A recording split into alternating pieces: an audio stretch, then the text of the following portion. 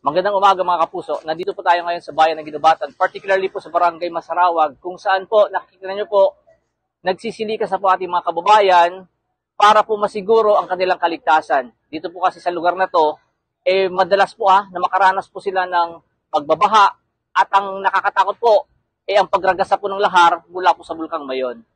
Para po sa lokal na pamahalaan, ang objeto po nila ay magkaroon po ng zero casualty. Ayaw na kasi lang maulit yung nangyari ng Bagyong Riming, kung saan po daang-daang residente po ang binawian ng buhay dahil sa bagyo. Ako po si Michael Laoshan, GMA Integrated News.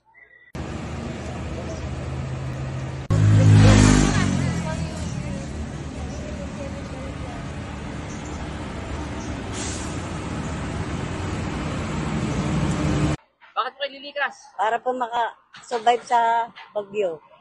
Nakakatakot po ba dito sa lugar nyo? Opo, sir. Ba?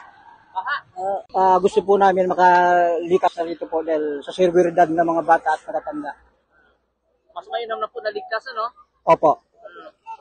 Opo, handa na po kami kasi ayaw na po namin mangyari yung mga nauna pa pong bagyo, ayaw na po namin mangyari dito po sa amin. Kagaya po ng Cebu.